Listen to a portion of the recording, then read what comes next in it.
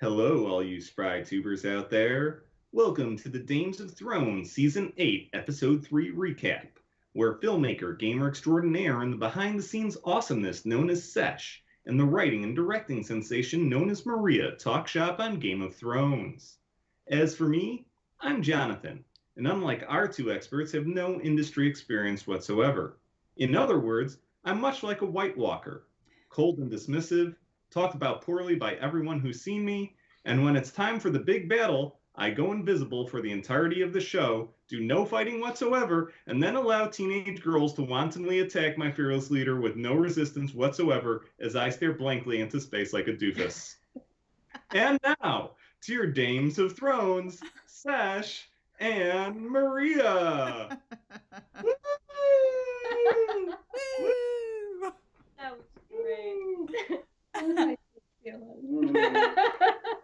Woo. More hot takes to come this episode. Woohoo! Okay, so this was an interesting episode, to say the least. Let's begin with Sesh. What one aspect of the show stood out to you the most? I think it was that they went full horror for this. There was really a tone shift. We've somewhat seen it a little bit here and there in some of the other episodes, but I think this one, like, most of this episode was like a horror theme in tone, which is, you know, like, I mean, they've done action a lot, and there was definitely a lot of action in this, but they went scary. They went sneaking around, they went tight, dark corridors, and I really love that. Like, seeing a battle in, like, a horror tone is, oh, I liked it a lot. So I think that was one of the big things that stood out to me, because we haven't really seen them commit to that much of a horror tone before in an episode. Okay. And Jonathan, your take? Yeah, little less positive, but don't worry, we'll work this all out. For me, what really stood out was the choosing of cinematics. It seemed at the expense at times of plot and storyline. And for the past 7 seasons, Game of Thrones was primarily focused on telling a story using beautiful cinematography to accentuate it. And it just seems that season 8 this far, in this episode especially, it almost seems to have completely flipped the script in that. As I felt this episode was primarily about dazzling shots and trying to accentuate those shots with just a modicum of story. And I'll go into more on how this made me feel in the next question, but that was really my primary takeaway. Not a lot of story, lots of visuals. For me, I guess the best part of the show, I just pieced out a moment that did stand out for me, which was the beautiful visual of the flaming swords galloping like an arrow into the night and being snuffed out. That was my favorite part, visually speaking. So anyway, next, moving on. Are we talking about visual favorites? Because, I mean... Oh, good. We Yeah. could. That was a beautiful scene. That was. It was pretty gorgeous. And I know some of the whether it's the cloud scenes in terms of the dragons are looking over, and they were very brief moments when we got to see that. But they're beautiful visuals. Yeah, I felt like there were a lot of very good visuals. I think the dragons fighting in the sky was absolutely one. They just chose to make it like as beautiful as possible. And I did really love the overhead angles that we were seeing of all the White Walkers coming into the flames, like after the dragons have already like done a pass or two, and it's this dark swarm. It's just the darkness trying to like overcome and come through like the lit areas, and even the keep is just so dimly lit. I really enjoyed a lot of the visuals in this one. So next, what got you furious about this episode? Sash, you want to start it out? All of my things are semi-smaller things. Like, I knew I was going to be pretty frustrated with their battle plan. I haven't seen a good battle plan in this except for 2 of Tyrion's, and one of those also failed. So there hasn't been a lot of really good, clever, smart tacticians in this show. So, I mean, overall, I knew I wasn't going to be totally happy with that. And I think I confirmed that I wasn't happy that we the Night King didn't immediately just start off with his dragon. Like, he has a lot less to lose, because they will never get that dragon back, and he can always take one of their dragons, even though there's two of them. Like, it's a lot more. He's a lot more devastating with his one dragon than they are with their two, especially since he wants to kill everyone. He already has his army. His army can hang back. He has the numbers. So I think that was kind of frustrating to me that tactically he didn't start off with that. Besides that, it was a lot of little tiny things like, Arya, catch your damn blood. Why are you gonna let it drip like 5 times and let them hear you? Like, you could just put your hand over. You could smear. You could hold it. You could just, you could do something that's just gonna have it not be constantly dripping. Let me see. Did I have any others? I think a lot of it was still like the battle plans for me. So I definitely, cinematically, it's kind of fun to see everyone at the front lines. Tactically, it's stupid. I called this out last time. Like, Brienne, like, out front like that. One, out there in the field. Two, like, leading the way like that was really kind of frustrating to see. And then we just kind of all see them back in the castle and the keep anyways. And yeah, it's like we didn't really need to see them out there, and it kind of it made me feel more so like their game plan was really bad. I think that's fair. I think that's fair. So as I stated earlier, for me, it was the severe sacrificing of storyline and plot in this episode.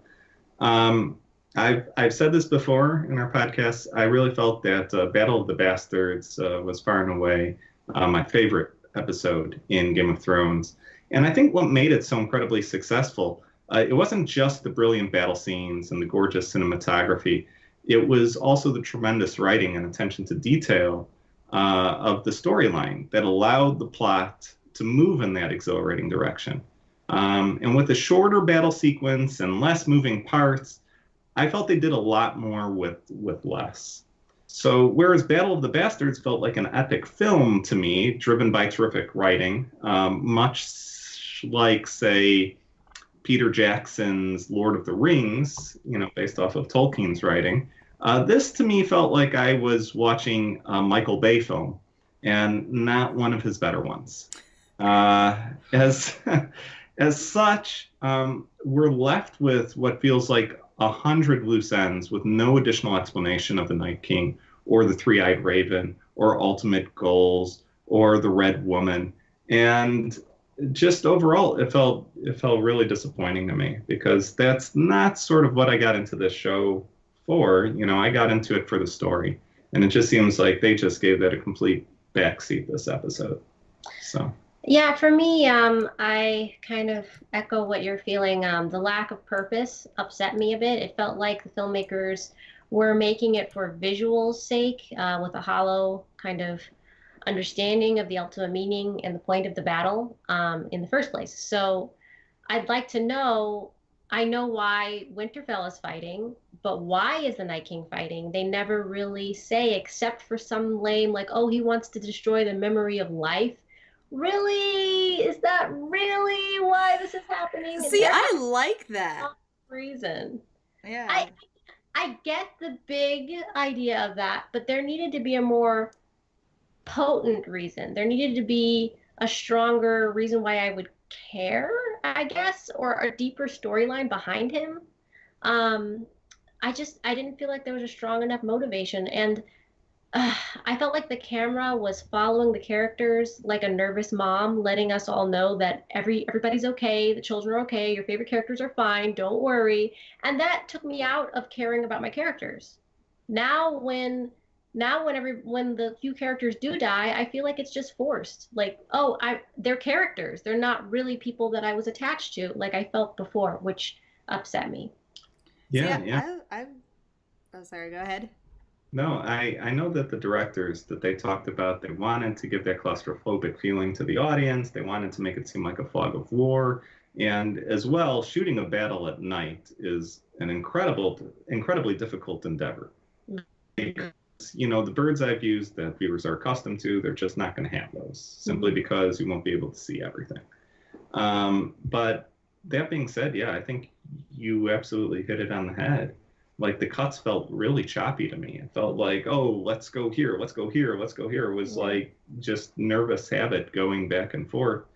Where most of the episode, at least for me, I had no idea what area even major characters were in, like Inside related of to the the, battle, like yeah. in terms of the keep, Yeah. or where Arya was when talking to Melisandre before going to the going to Bran. You Yeah. know, I See, just see, I kind of followed it. Like I wasn't so bothered by a lot of the editing. There was a lot of little things. Like there's like a moment where Sam gets saved, and I have no idea who does it. Like he even like looks back, and then we're at that point supposed to cut to whoever it was that saved him. We don't do that. We just get like his look back, like his over the shoulder. And so there's a lot of little moments like that can cause some confusion. And there was a lot of like match cuts between their transitions from characters to characters, but I liked it. It pulled me in. It made me I was at like a point very very worried for everyone, and I had even forgotten. Like I rewatched it and I'm like, "Wait, that's dumb. Why is everyone on the front line? What happened to them? They literally look like they all died."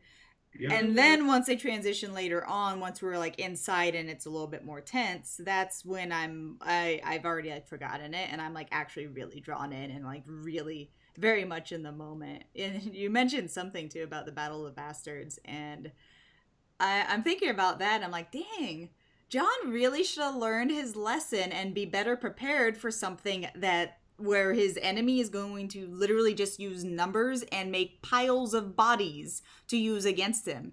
And I didn't really see that utilized, which I mean that was another frustrating. But I'm honestly like I'm going to complain about this episode, but I think from the sounds of it I'm like way happier about this episode than you guys, like for Yeah, once. and I mean, I think we'll talk about this a little bit later, but this is an episode that really does seem to have two very, very differing points of views from the fans. It does seem like the majority of fans really love Loved this it. episode, Yeah. but there is a larger minority than normal who just absolutely hated this episode. And I I'll go into this later. I wish I could have loved this episode. Yeah. And it had nothing to do with, the vision of the writers or the characters that died or how it ended. I just thought it could have been implemented so much better than it was. And I don't know. Yeah. But anyway, All sure. right. So, if you were this character, you would have done this differently, Sesh. Um, well, I think Danny and John, for one, I think it would have been a very good idea instead of throwing all the humans into the fray at the very beginning. Rest in peace, all of the Dothraki. Um, I think it would have been better if they did actually take that moment to risk a dragon or even both at the same time and burn the woods in the area that was ahead of the Dothraki. Like the whole battle setup, like that's the thing though. Like my expectations for their battles and like the overall plans, especially by this season, is dumb. Like they just don't have the best plans, and so I wasn't extra disappointed with that this time. I saw a lot of the things I was very glad to see, and I saw a lot of very unexpected things, which I was extra glad to see. But I think like the overall game plan was dumb. I think they should have done something like that. I think John or anyone else who has encountered the White Walkers, and especially where the generals are the Night King himself has shown up, should have probably mentioned that sometimes he brings a storm with him, so that might not be great visibility, and have like a backup plan if there isn't good visibility. Right. And yeah, I mean, I almost feel like one dragon should have just been grounded the entire time, just laying waste to everything that comes up at them. Like, behind the keep with the door open, just with its face sticking out, almost just chucking fire as much as possible. But like they have their reasons for doing their things, but there's some areas where the writing's just, no, come on, guys, got to be a little bit smarter with this. And it's especially disappointing because it's been so long since Tyrion has had a win, and we need him to have a win. Like, there's a lot of people theorizing that he's going to betray everyone because he's so useless to this side now, and it's like, I really don't want them to be leading into that, and I want him to have his win. I want him to, do another Blackwater. So... I don't want to say it, but I will because this is for you viewers out there. No, it's almost like they don't know how to write his character anymore. And so they just gave up. Yeah. Maybe we'll find out that he has some ulterior motive for why he's been making the decisions he's made. There have been some theories regarding that, which is pretty cool. But, they've shelved him pretty much this season, and they've shelved him pretty hard. And I'll continue and follow up on what you're saying, Sesh. For me, like, same thing. If I was Jon or Dany or Sansa, somebody, Jamie has military experience. That's true. You know what? Yeah. He actually could have gone ahead and said, "What are you guys doing?" Yeah, Jamie's brilliant with that. Like, yeah. Tyrion had 2 great plans that we have ever seen, and Jamie thwarted one of them. Yeah. And he would have been like, guys, whoa, maybe we need to spend more than 5 minutes coming up with this battle plan. No, it was absolutely horrific. Jon... the worst tactician. He is. He's a great fighter. He's so heroic and stupid, but he's just such a bad tactician. Like, No, he. Clearly, military battle plans ran through Ned Stark's veins, and not his sister. Because my gosh, yeah. He just is like, oh, we're just going to show up and fight. Come on. I have a question. Can any of you tell me what happened to Brienne's plan of flanking? There was no flank. And it was even something they talked about. And even I said earlier before this, when they even brought it up, oh, we're going to flank the army of the dead. I said this last podcast, the last episode. How are you going to flank like the army of the dead? The line that they would have to be huge. Yeah. Like, you don't have the people to do that. You don't have the position. What they needed to do was they needed to have a very tough defensive battle. What do? They send in the Dothraki on the offense with no backup whatsoever, and just like, oh, well, they're dead now, so cool. Yeah. But yeah, there was no trickery. There was no attempt to use the landscape to their advantage. Yeah. There were no dug trenches. Yeah, I understand they were calling trench the little wooden post that they had. Yeah. Great. There was only one of those. There were no choke points. There was no burning oil or impediments at the wall to put down if there was a breach of their lines. Yeah. Or the layout was so bad. Fire around Winterfell. Like, I know it all takes time, but there was just no attempt at all to stage that type of battle whatsoever. It was more like, okay, let's just go at it. Well, they also knew, like, prior to getting the warning that, oh, he's on his way, that was going to be their stronghold. They should have already been prepping a lot of this stuff prior. Like, they kind of were. They just had to kick it all into overdrive, which is only halfway an excuse because they were already prepping, and they should have a better plan at the end game. Or even just mention something like, oh, we didn't have time to do all this. Like, if they did that would have saved them for having this bad plan. You mentioned, oh, we don't have time to do all this, instead of, I'm going to flank them. Like, mention that, and then we will be forgiving of the plan they had, I'm not going to get too much on Sansa here because she has shown she's whatever. But, when Jon went to Dragonstone, I'm losing it. When Jon went to go, Dragonstone, to go ahead and to meet with Dany and get her support. Yes. What was Sansa doing the whole time? Was she just going ahead and sitting in Winterfell, going ahead and being like, Oh, she was talking about Food. She's preparing gathering armor, I food. remember, and Yeah. food. That's Yeah. nice. Mm-hmm. Yeah. Maybe build up the fortification too, or find Right. somebody who can. That's all I'm Well, saying. she can't even hold a knife, No, so. she can't. But really, What do I overall, do with this? if Um, if it wasn't for Arya making up for the collective failure of having the worst military tacticianer in all of Westeros, like everyone would have died. Like she was better than the entire army. that's true. So And see, so if I were John, I would have stuck with Bran and kind of use that warg ability thing with like maybe using some birds to drop some fire on the White Walkers. Like, why didn't they work together with that? I don't understand. Right, like that would have been a great thing. Like the entire idea was to, oh, let's draw out the Night King. Hey, Bran, want to work for a second so we could, pinpoint where he is? Right? No, no one. Oh, okay.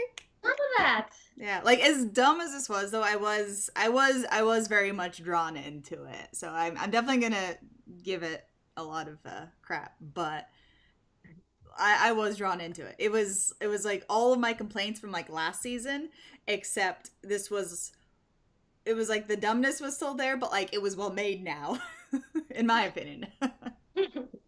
All uh, right, so now. Oh, oh did you have yeah, yeah, something? yeah. All No, right. no, no, no. So moving on to love or hate game show. Did you love or hate the following parts of the show?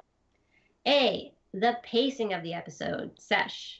I actually loved the pacing of this episode. I thought that they did a very good job from jumping between the action to drifting into horror for it, and then like truly being intense and scary about a lot of the situations that the characters were in. I think a lot of the cuts from scenes, like it felt a little jarring. Like a lot of the scenes were cut short, but at the same time, I think the dragon scene was the best example of this. A lot of those scenes were cut short to kind of be left at and they're still at it. Now let's go check up on this other character. Like it kind of had that vibe to it rather than just like, ooh, cliffhanger, instant cut. But yeah, the dragon one was the one that stood out the best to that. And I think it did really make you feel like it is a long night and they are all doing this all night. There are semi breaks for different characters, and we, as an audience, I felt like we followed those a very good timing. I thought there was a lot of scenes where it felt like it was going to do that Game of Thrones like cut to black and it would be the end of the episode. Even though it's as long as it is, I still felt like there were moments very early on when, oh no, don't end now, I want more. And I did kind of have this feeling that this battle in particular, especially with the big things that do end up happening in it, would have possibly spanned more than one episode. um but it didn't, and it worked, and I felt like it was all right. It would have been nice to have a little bit more even here and there, but not necessarily that it was pacing issues, just like there was a little bit of uh geography issues, mainly once they were all out there, all the main characters. Once they got inside, I was way happier with the geography of what was going on. Like I made sense of like where Arya was at. Like they were definitely like in their own little like throne room chamber. So it felt okay to me. I liked it. Yeah, for me, I'll go with hated it. I'm not strong in terms of the hated it, but it just felt like it dragged in a lot of places, and to me, it sort of seemed all over the map. Um, I think it was probably because there was a lack of defined written direction in this episode, probably a lot of battle direction in terms of writing what would happen, just not a lot of defined written direction. So. I thought it was good for what it was. My issue wasn't with the pacing as much as it was with the lack of purpose and meaning. So what they had and how they paced it was beautiful, but not what I was looking for. All right, so next we have Arya Stark, Night King's Leia. Sesh, love or hate? So I have a big spiel about this one because I actually love it. So I completely approve of this. I read an article recently about how Game of Thrones, and this captures very much about what I think of the show. It's kind of written itself in a way where it's either it has to be super traditional fantasy or very much anti expectation fantasy. So like the super traditional, Jon kills the Night King, antagonist, protagonist. He's the ultimate protagonist because he's all your favorite characters mashed up into one bloodline. Like he's the very traditional, very like this is our chosen hero type of guy.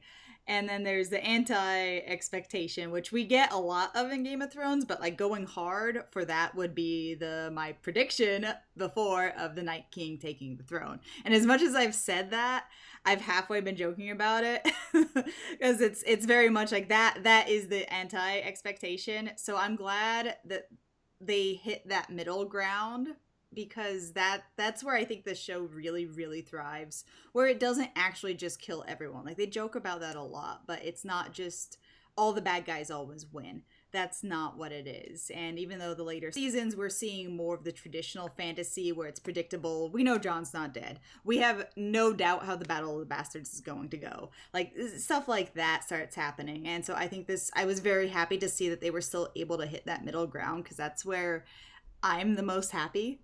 And I felt like it really worked for a lot of different reasons. Like it worked because Arya has been saying not today to the god of death for a very long time. It worked because the Night King can very much be called a god of death. It worked because Melisandre has been giving characters meaningful quotes for a very long time. It works because Arya wasn't gung-ho about killing him. She had a moment where she was really afraid and she kind of regressed. She did the same thing as the Hound. Like they both had their same little, that's death, we're going to die, it's pointless moment. And so the moment of Melisandre speaking to her really helped set her back on track. I had theorized a little bit that she was thinking of doing something big and reckless, like when we see her thinking after her cuddle time with Gondry in the last episode. And I'm not sure if it was like, I'm going to take out the Night King. I don't think that was necessarily her initial idea then. But yeah, I think it works too because just like Bran, out of everyone, her story has been stranger than most. So I really did approve of it. I think it worked really well. I think the Starks are the Warden of the North. That doesn't mean it's all on Jon. Good point. So for me, my heart wants to love this. As I've been wanting this since season one. She's my favorite character. Loved seeing her mow through the zombies. She was by far the best killer out of everybody at Winterfell. I also loved her cool little ambidextrous dagger trick, dropping it from one hand to the other to get the kill. I just hated how the scene was implemented. And I understand they were trying to cheat a bit to surprise the audience by having Arya come out of nowhere, even though once she talked to Melisandre, it seemed, that's what's happening. That's where it's coming. Yeah. But I think it would have been far more effective to show the scene with Theon dying and the Night King about to kill Bran, and then switch over to Arya running from Melisandre to Bran in a one-shot, where you basically see her cutting through zombies and seeing all the shots that just occurred sort of in slow motion as she gets to the Night King in the nick of time.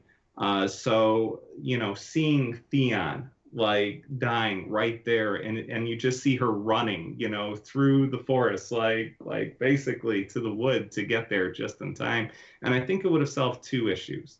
The first being is it would have allowed the audience to see how every single moment led up to that event, like Bran theorized and everything else. And the second thing is I think it would have allowed Theon really to show off that true redemption by showing that sacrifice, giving Arya the final few seconds she needed just to get there.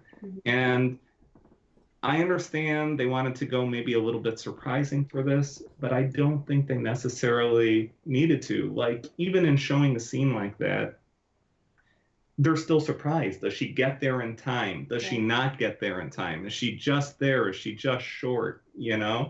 But at the same time, it feels like you're in there. You're in the moment. You are with her. You're running through there. And having her basically just do X REIing, you know. See, I liked her going and lurking around because out of everyone, she's the only one that learned any sneaking skills, and just everything is, oh, Arya's lurking around somewhere, and she disappears and she does that. And there were so many other characters that we had cut to at that point. I did honestly, I got to the point where, like, again, like, I wasn't necessarily thinking that they were going to win this battle, and not really thinking that they were going to kill the Night King in it. Like I said, suspected it might last a little longer, or suspected that they were gonna go with the Night King wins kind of thing. So I got to the point where I stopped thinking of all these other things they were gonna do, because the whole time I'm watching this episode until almost right about when like Arya disappears, I'm thinking, okay, so what's gonna save them? What's gonna come in? What's gonna make it so they can't kill the Night King and Bran is safe and like they escape? What's gonna happen? And I got to the point, that extra time gave me that point where like they actually have no options right now. There is nothing except killing the Night King. And I wasn't really feeling that going into it prior, even though they've been saying it. It was just, again, like with this series, you subvert your expectations. So I'm glad there was that moment where she went and she used her other form of skills. For me, it was underwhelming execution as well. I would have liked to have seen Arya be pulled out of her state of fear with a very strong emotional shift, not just Melisandre saying, "Hey, we can kill Blue Eyes." Yeah, I felt like if she maybe went in and saw maybe Bran about to be beheaded in a similar kind of scene as she unfortunately had with her father, and that triggered her, like, not this time. No, I have power now, and that would make me feel that more, and make it make more sense that she broke out of that state of fear, that girlhood kind of a thing, to really do something that is impossible. Yeah. I do like the cutting his head off and that being a reminder of that time. That actually would have been really good. I felt like it was. I did like her little discussion with Melisandre. I felt like that was enough to convey that, like, this is fate. This is what you're meant to do. Now go do it. Like, that did feel right. But yeah, I agree with you that it would have been nice to not just be that and, oh, save everyone, be the hero, but to go save your brother, save your family. That would have been a nice add-on. Yeah, I mean, I think you hit it on the head. Even a better idea than mine. But yeah, I think that's exactly it. Like everything just felt so repetitive to me. And the whole scene, it's like, oh, look, Jorah comes out of nowhere to save the day. Oh, look, Jamie comes out of nowhere to save the day. Oh, look, the Hound comes out of nowhere. Oh, look, Beric Dondarrion comes out of nowhere. Like every single scene. Oh man, everybody got knocked down. Hey, 5 minutes later, oh look, everybody's back up again fighting. It's like, to me, and this is why again I'll go back to Battle of the Bastards. I legitimately did not know during that battle who was going to make it out. I had no idea, no clue. Like with this, it just felt that everything, oh no, it's going to come out fine. Like I don't think there was a single moment during this episode where I'm like, oh, it's over now. Like I really didn't. The safest battle we've ever seen. Yeah. And even with the dead dragon blowing blue flames in the middle of that opening where Sam and everybody is, they're all fine. Yeah, everybody's good. Really? I thought that was a different side. But yeah, it's funny because there was like I felt like this one more so than a lot of the other fights we've seen that, oh, some characters have got to die. I definitely agree that a lot of characters, I didn't want to see them be overwhelmed and then okay 5 minutes later and then overwhelmed again, and yeah, so I agree that I didn't want to see that. Yeah.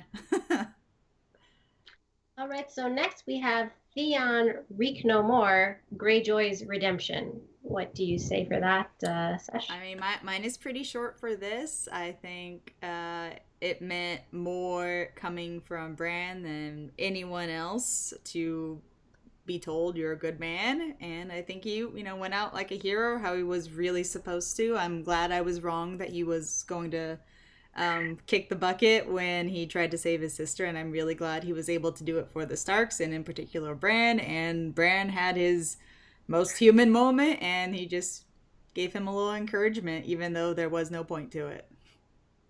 Sad. Was it a human moment? Or did he see it coming? Overall, I like that he went out fighting. It just felt underwritten to me again. I would have liked to see him scared, even on the brink of turning into that meek, Reek character when he sees that all is doom. Like, there is no outs here. And when, if he's going into this, when Bran looks at him and tells him he's a good person, and thanking him and seeing Theon overcome that fear and proclaim, something ridiculous like, I am Theon Greyjoy, Lord of House Stark, And I would have liked that. I would have liked that a lot, because the running to him was a little cheesy. Like, just a little bit like, oh, I don't know if this is going to age well. It's going to be a little cliche. But him saying that would have been, like, more heart to it, kind of cheesy. Yeah, going ahead and screaming like the Stark motto, just slightly abridged, like winter will fall, something, anything, and while running to sacrifice himself, and maybe even as he was dying, going ahead and even just, again, doing the same cheat that we saw with Arya, but just looking in Arya's direction and saying something to the Night King out loud, like, what is dead will never die, his house motto, just to cause the Night King to pause 1 second, looking confusingly at him, like, why are you saying that?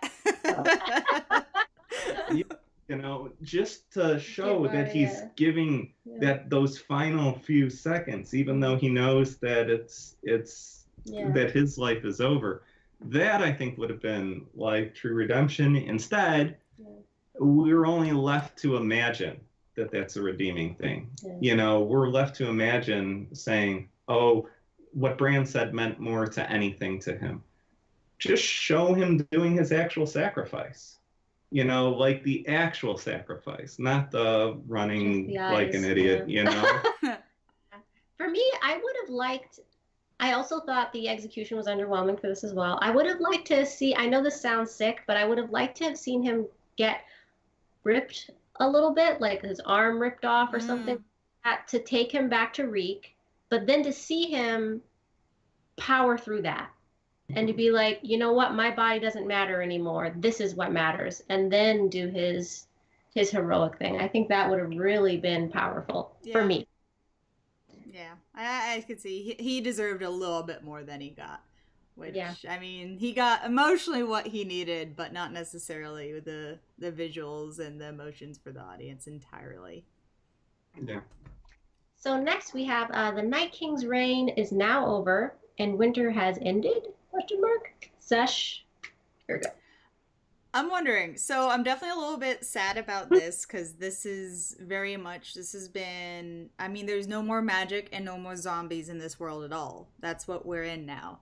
Like that, right? Maybe? I don't know. We'll see. I mean, I do have a question.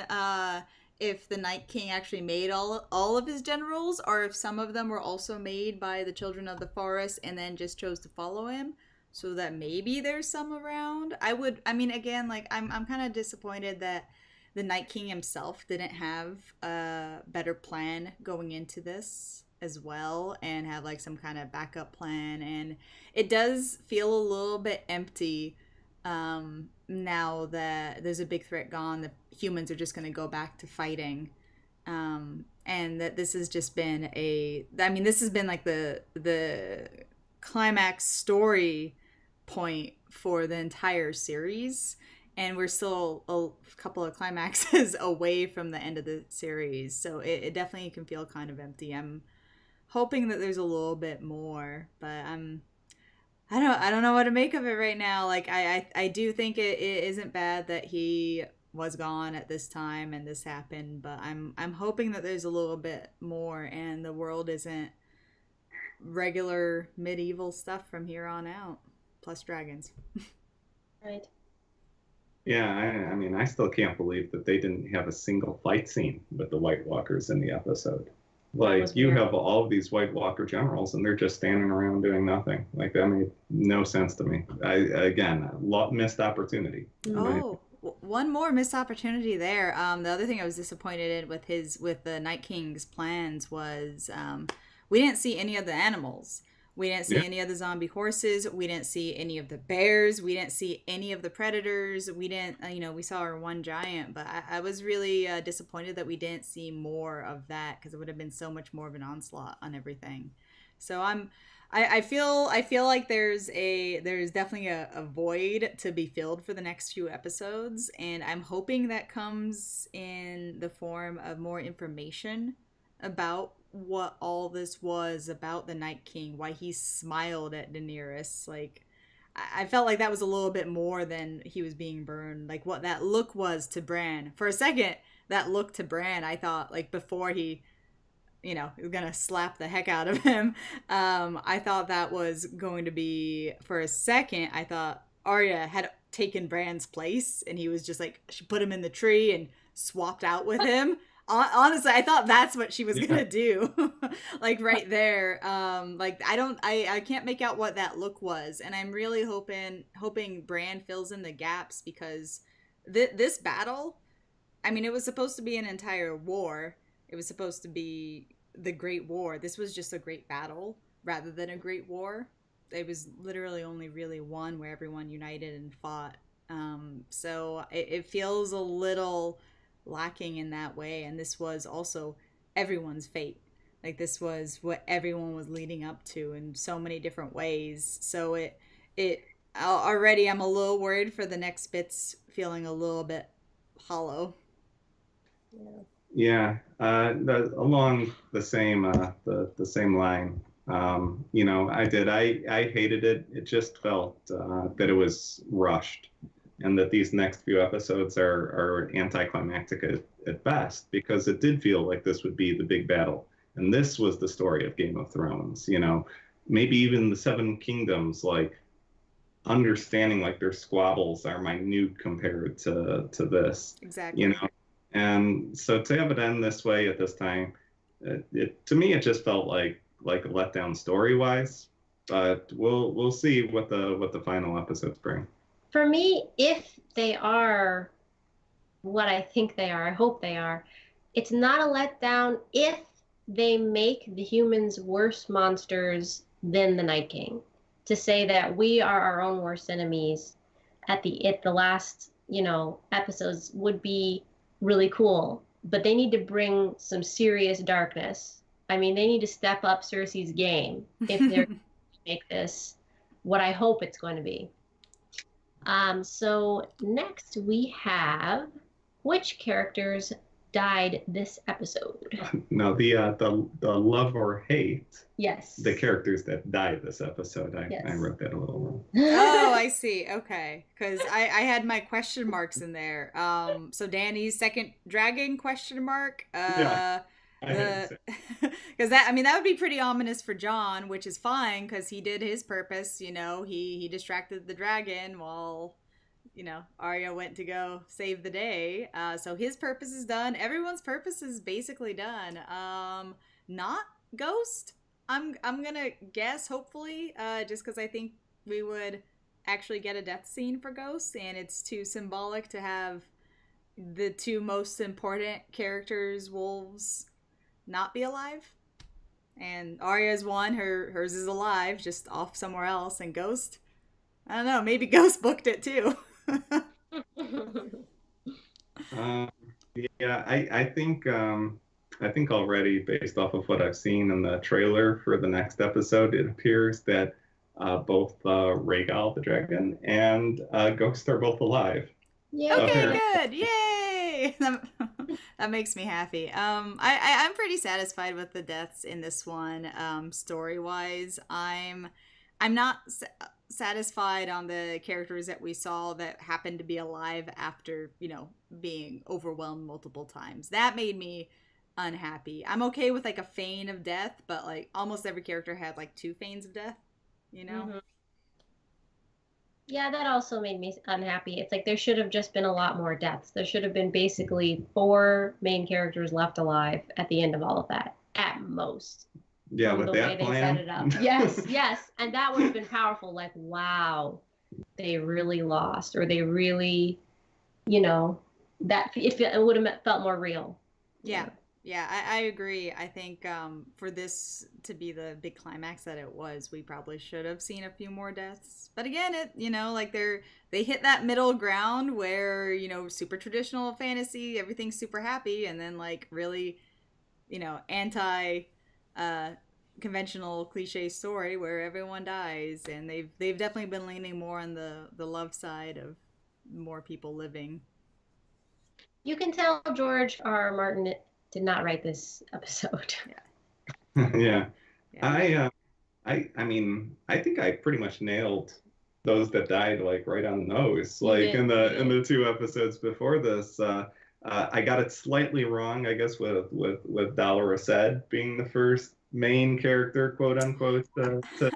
I remember him. I thought of him right after we were podcasting. I was like, oh no, he's definitely gone. Like they're not gonna get rid of Sam, but this guy's been there since like the beginning. He's gone. Like I knew that one was gonna happen as soon as we stopped recording. Yeah, I got number 2 though, Beric Dondarrion. He went down. Jorah, we knew he was coming down. I called the bear. I'm happy about that one. The little bear queen. How did you guys feel about how she went out? Yeah, I was gonna say that that she was the only one that I didn't necessarily pick to die this episode. Yeah. But yeah, I absolutely love her. I mean, I thought she went out like a boss. I thought she went out pretty good. She did. I just wish that the way everything was shot, I didn't care so little by that point. That's my problem, because I was attached to her. I was attached to everyone before, but now that I feel like they're characters and not real people, I'm like, oh, that's funny how they set that up, big and small. But I didn't feel with it like I should have, like feeling, Oh, it's funny. I liked it. I felt for it. I liked that there was a little. It almost felt like a Star Wars nod to me. That sometimes the smallest can make the biggest difference. No. And it wasn't just her. Like it was Arya as well that we saw later on too. So I enjoyed that bit. I thought she went out in a very good way. Very hurt. It was a move. It didn't feel outside of her character at all or stupid plot wise. Like she knew that was. The giant was a big problem, literally. So she was a brave little girl. Rest in peace. I mean, really overall, I just felt that these were super safe picks by the writers. It feels like they should have killed off a main character. That said, I'm not going to complain about that. I think, vision is vision and what you want is what you want. I will side more with the hate than love just because of that question mark. But, for me, it's more based off of vision than anything. I just felt that it was very, very, very, very safe what the writers did. Yeah, I liked I like the more you guys are saying that, like I was very invested in each of the characters and if they were going to live, and I was very caught up in the moment.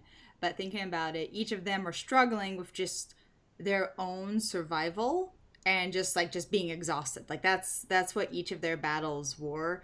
It would have been nice to see more of the Jorah battle where I have to go save this person. Like more of that happening, more of that connection, more of them like we kind of saw them like pair off in the end, but there wasn't those connections between I want to get your back, I want to save you. It was just like their own exhaustion, their own little world of being overwhelmed and tired and fighting rather than them fighting for this buddy next to them. So it would have been nice to see a little bit more of those emotional stakes rather than just like the physical stakes for each of these characters. Yeah, it's really interesting that Daenerys goes to the ground surrounded by a bunch of zombies, and all of a sudden Jorah There he comes out of is. nowhere to Yeah. go through that entire line to get there just in the nick of time. Yeah. But I mean, then again, you know. to be fair to that, on rewatch I saw it and I didn't pay attention close enough because like the first time there was so much going on. The second time I watched it, they did actually have a lot of those moments where you see the character and like, oh, you know what they're noticing because now having seen it, we see them pop up later. So there was a moment where we saw him react to hearing a dragon screech and then runs off. And so on rewatch, you do notice that those kinds of little things. So it's like, okay, so he's out there now. Second time, on rewatch, it's like, all right, that makes sense that he's out there. Like that's fine. But can we talk about Dany real quick for a second? How she was not emotionally prepared for this battle at all, immediately abandoning the plan when the Dothraki are gone. Which your plan was to send them in first. Are you not okay with them possibly dying? And then I mean her reaction was I get it and I'm fine with it, but it was a little bit on the big side with Jorah. It's sad and it definitely sucks and absolutely it's hugely meaningful to her, but I think her overreaction with the Dothraki unfortunately like had me in this set like she's not really ready for this. She's not ready to actually lose these people now that she's close to. Like maybe it's a possibly an arrogance thing, possibly she's so powerful at this point in the story. I mean, I would think that she would be more concerned because I felt like her how she was emotionally distraught over losing her dragon in the last season was a little bit more accurate and would humble her, but I think she almost came a little bit too confident in this. Just the Dothraki reaction was, I mean, it was a great visual and it sucks, but then for her to actually be distraught and kind of abandon the plan and it's like I'm going in there early because some of the troops died, like that's not a good reason, girl. I to be honest, in terms of Daenerys' character, at least for me, and I mean Maria, you can say what you think right after. Like she's never shown herself to be a good military tactician. You know, she doesn't know about battles. She honestly has never been in a battle. Like never. Like she has relied on just pure raw power. And that's how basically she's amassed her power. Basically, people have shifted loyalties to her. People have joined her because they're like, wow, this woman is crazy. She can walk through fire, you know, she owns dragons that can burn things, you know, but she's never been in a situation where she's been leading an army. And I mean, even though she suffered some losses, like with Tyrion, she wasn't there to witness it. She wasn't there to see it. She wasn't there as part of it, you know. So she goes in there being like, oh, yeah, you know what? I'm just going to send out this horde of Dothraki because they can kill anything, you know, and just send them out there. I think it's just pure naivety. I don't think it was her not caring. Agreed. I think that she had no idea. Yeah. I mean, abandoning the big plan, the plan wasn't good anyway. No, it wasn't. But to improvise when you're not a tactician. True. But was anybody a tactician? It just felt like trying to save some of her people. You know, I've been hating on that. It should have been nothing but like just Jaime and Tyrion and maybe one other person talking a little bit. And Bran. That's it. It should have just been them three. They should have made the plan and everyone else should have just gone with it. Yeah, no, I'm serious. Once Jaime got there, they should have just handed the army over to him and been like, Jaime, just do your stuff, man. Why didn't Jaime bring some juice with him? Wait, do you mean the wildfire? Yeah. Right? Why didn't he bring? I mean, he knows about that. His whole place got blown up. I mean, I think he undead. Just saying. I think you're right. I think he definitely should have brought, just a barrel, just something, maybe they could have made a little bit more if they learned, if they had some with them. I think that would have been really great. He has his dumb moments too. And I definitely assumed he'd just like, oh, well, she used all of that. So there's definitely no more. All right, so our next question: the return of the reddest woman, love or hate? Sesh. I think I actually really like this a lot. This was, again, this episode was so many characters' purpose in the entire story. I think she was VIP in a lot of ways, but she didn't feel too Deus Ex Machina because two of the three main things she did hardly did anything. It almost was just a show and just looked cool. And it delayed a little bit. So the Dothraki with the swords, awesome.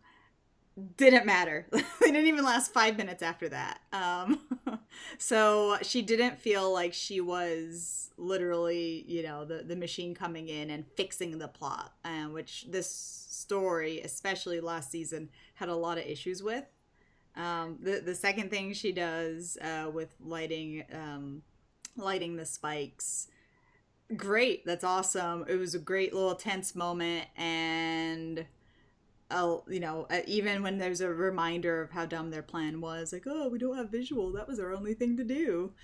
It was a good makeup for it to have her and to have that come in and to have Grey Worm kind of save that moment too, which was really great. But also it didn't feel like she was like broken, like she was like just this like perfect character, because that also failed shortly after where it made no difference.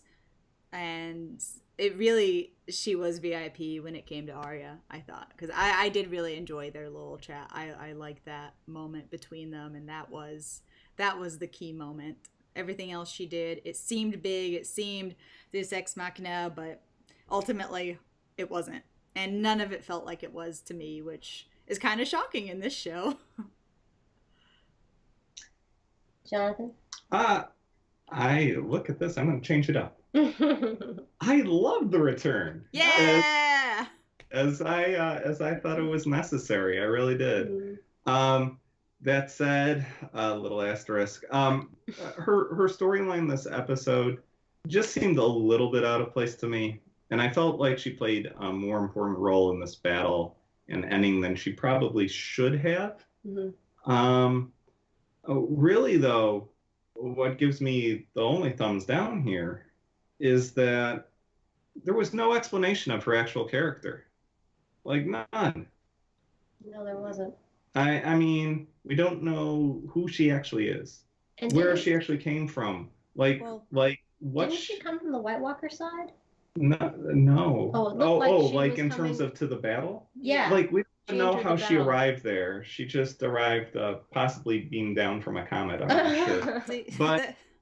But, overall, I thought it was an interesting character. And again, as I've said several times already, it just feels like this was a very strongly missed opportunity here. Yeah. Which, and again, when we go for a full recap, we'll go over it more. But when, each question we have, I'm basically saying missed opportunity, missed opportunity, missed opportunity. Like, all of those add up at some point. And I think, I don't know. I don't know if we'll ever get justification. Maybe next episode, Bran will tell us all about the Red Woman and what the Night King's actual, big plan was. I just don't see it happening. And even if it is divulged in that way, it seems awkward. Yeah, also, I felt like it was awkward. It seems like I would have liked to have seen her in the previous episode there instead of just showing up. Like, how do I know she's not on the White Walker side? I don't know any of her allegiance. Like lock that woman up. Like, don't let her in, really, because we don't know any. She just burned that girl alive. Like, we don't know what her allegiance is, especially coming in from the darkness on the White Walker side is what it looked like. She could be the queen. She could be married to the Night King. I don't know. Yeah. I think there was a couple of things with her. Like, one, I think they alluded at a lot of times that she had this obsession with not dying. And I think that was, like, compounded when we saw that she is actually, like, super old and she's, like, concealing her age, and she's probably, like, living longer because of it and, like, dark magic. So, and she was obsessed with bringing things back from the dead, too. So I thought not only is like this her ultimate like goal and her purpose, but she's always had like a deep curiosity about some kind of immortality and like living a long time. And so to just kind of, see her fade out like that was a little off with some of her goals. I mean, maybe she came back to come to terms with her own death, realizing that this was her own, like the big purpose that she had in her life and why she's lasted as long as she had. There was one other thing with her too. Like she says, I'll be dead before the sunrise. But then like she looks real hard at like Arya, so there was definitely like trying to lead us, I feel like, to believe like, well, if Davos doesn't kill her, Arya will. Yeah. But none of that happened, so that's okay. I'm glad with how that part all played out. But I think there are a lot of mysteries with her that I hope we find out. Like I'm giving the show um, some hope with us finding out these things later and after the climaxes. Like I feel like next episode is going to be the big one, and then we're going to have a whole nother episode that's nothing but resolution. Like a lot of books do, like epilogues. Like it's going to be a whole epilogue episode, I feel like, especially now that we've killed the Night King this early into the season. Well, I'm thinking maybe one of the reasons why she took off her necklace is maybe the Night King's power was connected to the necklace and it was going to run out anyway, kind of a thing. Hmm. Helping the Night King die is basically helping her die at the end of the day. I guess. I have no idea. I felt like it was the last use of her power because we see that she takes it off before and like takes a bath. Yeah. Her walking out, few yards was not as long as she would have had in a bath. So she totally would have like been risking her life taking off your necklace to go take a bath. So I definitely felt like it was she used up all her power and she chose to use it all up in those ways. And so she was basically tapped out for the most part. I mean, I would have found something like that interesting too, if she wasn't an old woman, actually. If she was a young woman, but just every time she uses her power, it ages her. Ooh. And like, I would have been fine with that. Just any explanation, any backstory, anything. I mean, I like the visual of the red woman dying in the snow as she's white as snow. It was cool. Yeah. Pretty. So next, let's move on to who will kill Cersei? Theory sesh. So I am backtracking on my theory that Arya will have Jaime's face. I think that's gonna make her too much. I don't think they're gonna use Arya to that extent. That's a little bit too much. They're not gonna Jon Snow her. They're gonna hold back. So gosh, yeah, I'm really not sure. I think there is now possibly a stronger chance of maybe even Tyrion or something else. I don't know what. I haven't had enough time to contemplate it because I've been thinking Arya as Jaime for a very long time. There's still a chance of it, but I almost now hope they don't do it, even though it has been so solidified in my head, just because that'd make Arya a little bit too much. But maybe they will. It's hard to tell sometimes which way they're going to go with expectations. Mm-hmm. Okay. I'm gonna still stick with Euron for now. That said, I think we're probably gonna have to wait a few episodes to find out. I don't think they're gonna do it this next episode. I actually chose Euron as well because I think he's going to find out that that isn't his baby. Maybe Jaime will come back and be like, well, we have a child together. And he's like, oh, wait a minute. I thought that was my baby. I don't know. This is just... So, okay. Moving onward. Who is the next main character to die? Who do you think? I think it's going to be something... I really thought Pod was going to kick it in this one. I think he had a lot of alliances, so that might happen, but I think it's gonna have something to do with the loyalties and with other people finding out that Jon is a Targaryen and that stuff coming into question. So I'm not sure. I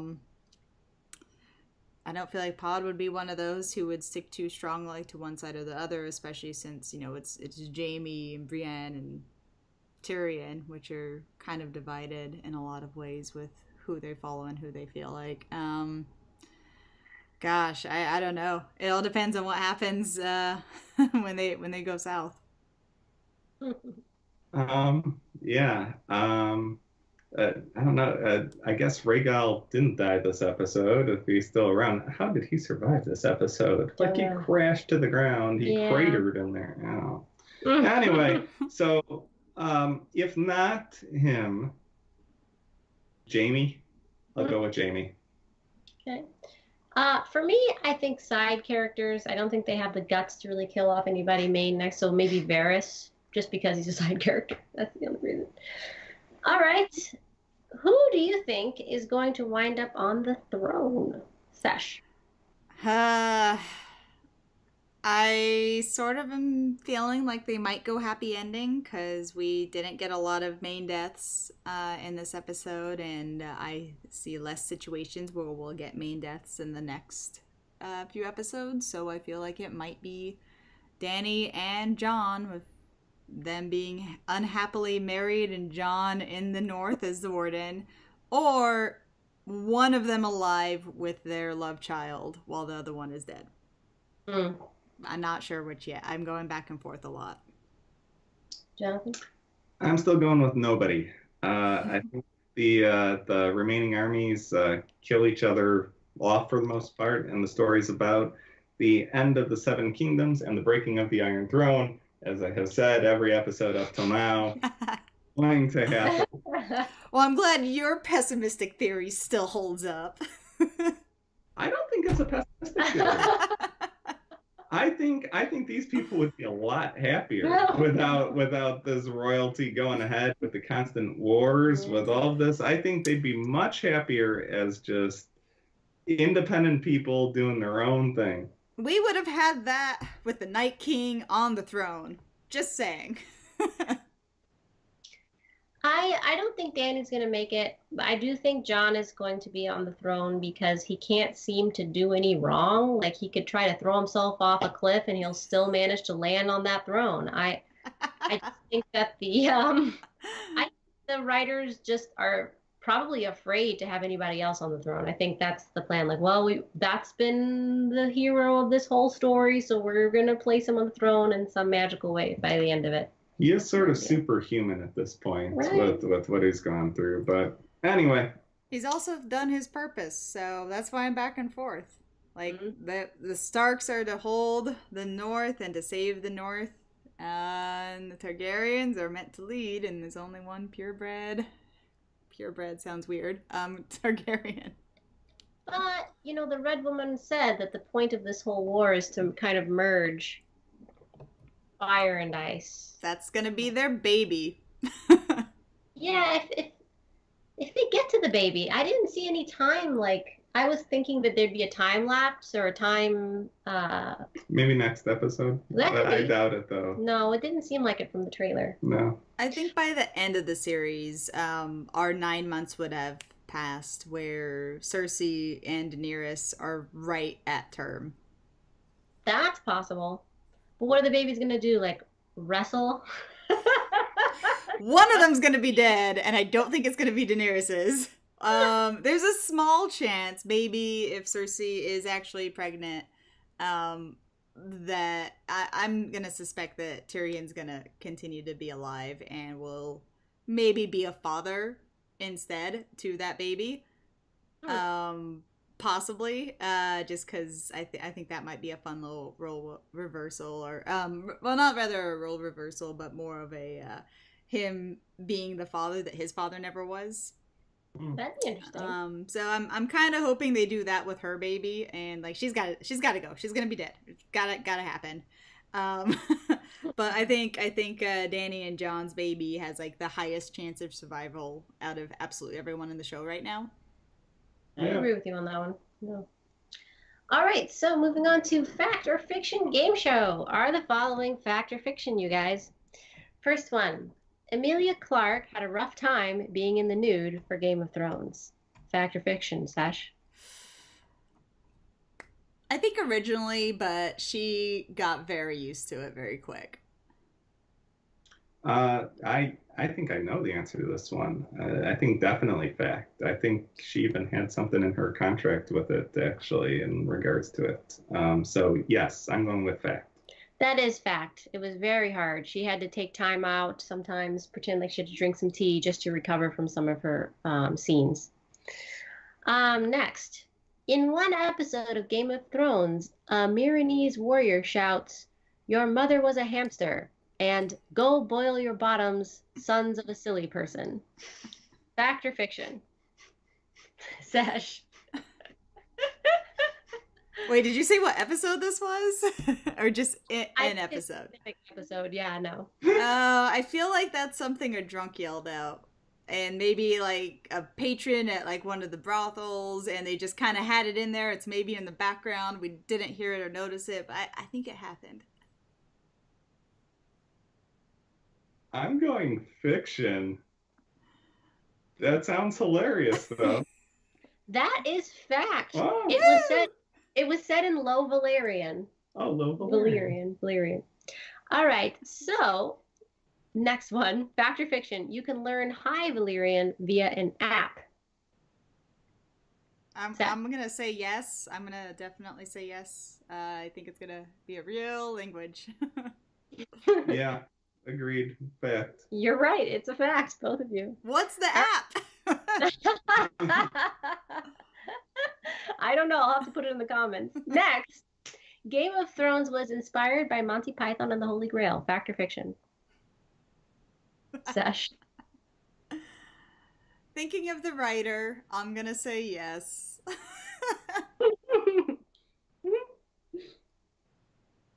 No? Fiction? Question mark? So it is fiction, but some of the castles that they shot at were the same that were shot with Monty Python. Ah. Oh, huh. All right. The more you know.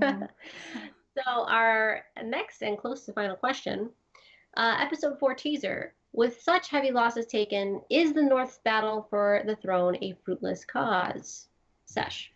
I'm really hoping that there was something going on that Tyrion could have seen that nobody else would have noticed if he were up there. Like maybe one of the generals didn't actually die, like just something. And I'm really hoping that pays off and we get to see what it is, and Tyrion has his moment that specifically makes it not fruitless. Nah, they're fine.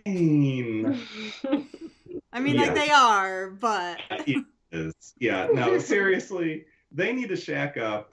Hope Cersei doesn't attack, and that Tormund and Brienne have at least 10,000 babies by the time that giant babies. Yeah, maybe then they'll be ready. Maybe then. Yeah, I also feel like it's fruitless. I mean, why would anybody of the 5 people left from that battle want to even go and risk their lives against somebody like Cersei and the whole, what is it, the Golden Company? It just doesn't make sense. They need time off. They need a better plan. Well, they're clearly indestructible. Yeah. Maybe they're just trying to get you to feel like that. All right. Next question. Episode 4 teaser. Do Jaime and Tyrion take up arms against Cersei? Sesh. Of course. just of course. I think the treacherous theories going on right now is a little bit too wacky, too out there. Just like Arya, died facing the other faceless girl. I think it's a little bit too much. I definitely think they are, everything we've seen from them, they are against Cersei. Probably, especially now. I actually think they do, but it's going to be fun to see. I do think Cersei's actions were the last straw with Jaime. Maybe Jaime and Tormund can also make some babies in time really,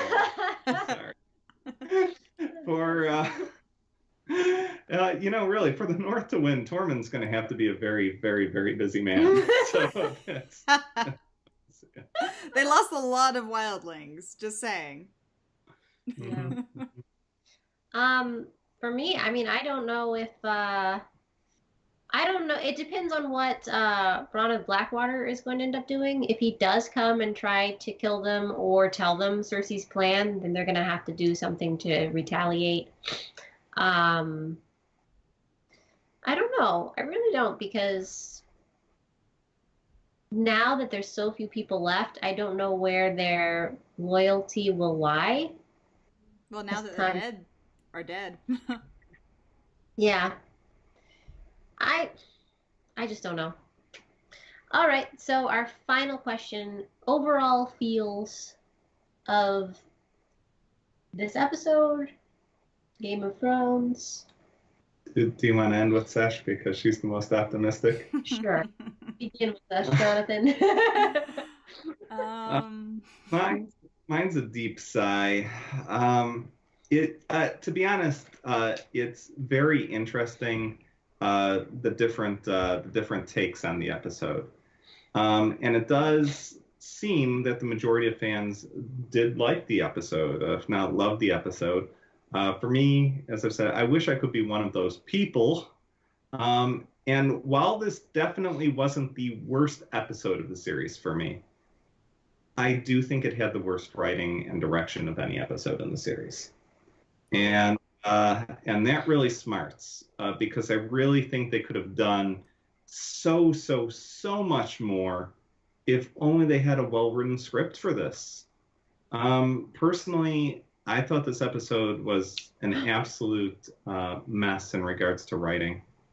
And I'm not saying that because I didn't like the outcome or the vision of the episode, but just the poor script and execution. And so overall, if I was going to give this episode a grade, I'd give it a D. And only because of the visuals and the time that was clearly spent on it. I think they put a lot of effort into it. I think they put a lot of time into it. I just think they put it into the wrong areas of the episode. I'm going to agree with you in a lot of ways with that. For me, it felt like I would be a lot angrier if I had spent years watching the show expecting answers, expecting depth to kind of flower for me, and then to be met with, oh, death wants to kill life. I already know that. That is not something that blows my mind. That's not a theme that I wanted to see in this big battle. I wanted to see a reason behind why death is attacking. Like, there needs to be a better reason than death doesn't like life. Well, opposites don't like each other. That doesn't mean anything to me. That seems like a giant waste of time, and that is upsetting because I invested a lot of emotional time into this. So I have been watching for years. My grading, my grade, oh, I would give it, I can't give it a D.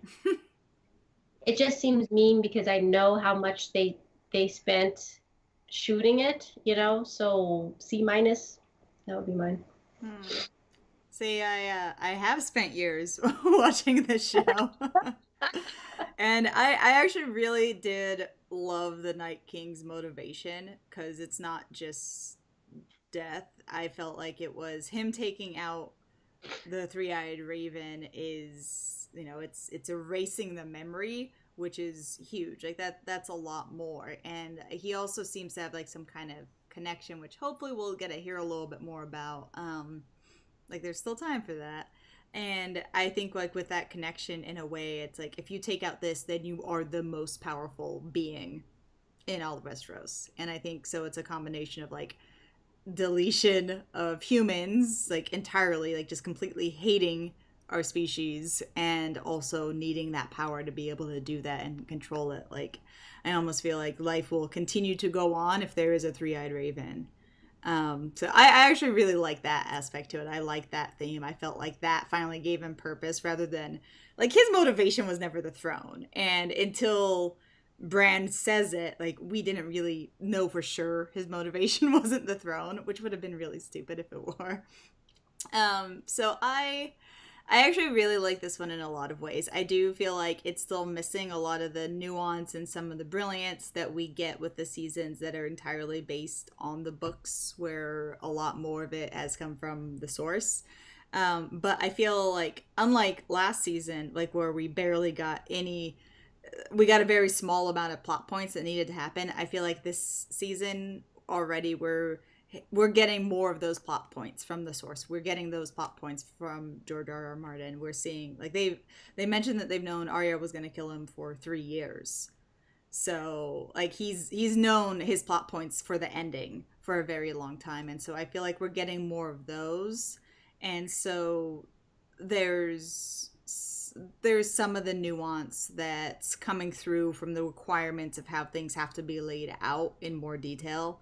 That's a lot better than we were seeing in 7. And honestly, at this point, I feel very much not worried about the rest. Like, compared to what I was feeling during half of season 7, especially, I'm far less worried about how all of this is going to end. I feel like George R. R. Martin knows all his plot points, all the big things that are going to happen, who's really going to die, how things are going to play out. And I feel like we are going to get those. There's going to be some nuance and some details not in there, like the difference of reading Lord of the Rings and everyone asking, why can't the eagles just go fly them up over there? And knowing in the books why that can't happen. So, I mean, hopefully we will get those books and see all those little differences. But I really love seeing the battle done in horror rather than just action. And I really love seeing the zombies attack a castle. I love those things that they went into, and I felt like they did a pretty good job with this one. I wasn't too lost with the editing.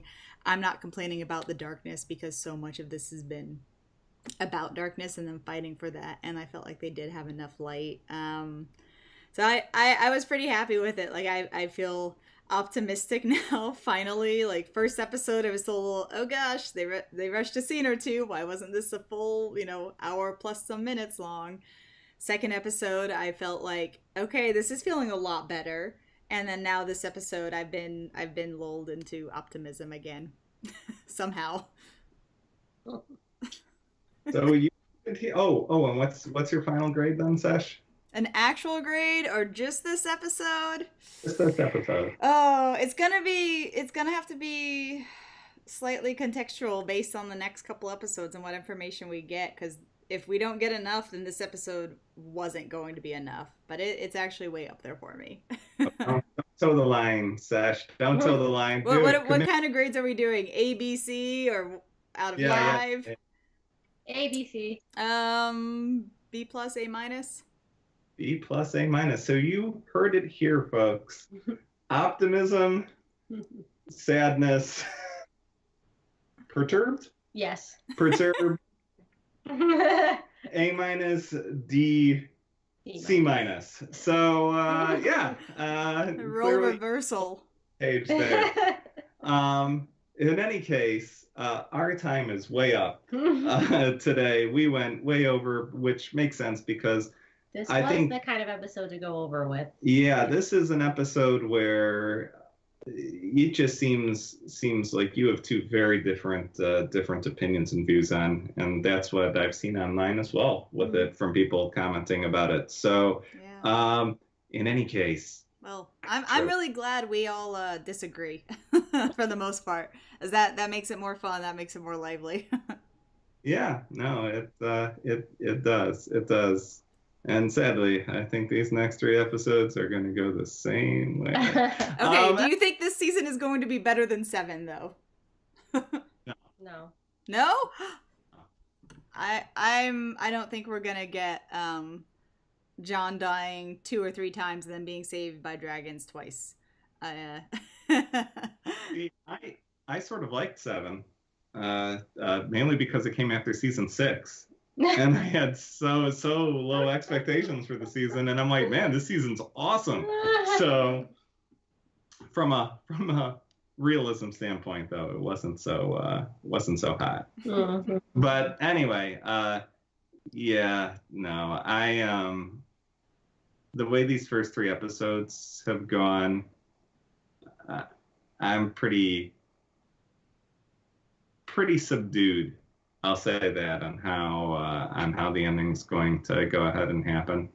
For me, this feels sort of a lot like season 4 of Battlestar Galactica, or the final book of Return of the King for J.R.R. Tolkien. Except that I could understand the final book of Return of the King because, anyway, we can talk about that later. I'll go on a whole Lord of the Rings discussion for hours and hours on end. Nobody wants to hear that in this podcast. What they do want to hear is time to turn this off and go home. So, all you spry tubers out there, thank you for listening to us for 8 hours, maybe 9, as we muddled through this episode. Your support and views mean the world to us. Please answer your questions in as detailed responses as possible, enough such that they actually shut down the outlet that you're commenting on for it being too long, because that's what we did. Yeah. But anyway, please feel free, answer the questions, share, like, subscribe, and again, means the world to us, your support. And if you hated this episode, and especially all of the negative things coming out of my mouth, share, like, and subscribe twice. That's right, you heard me. That'll show me. Anyway, thank you all, and see you next week on Dames of Thrones. There we go.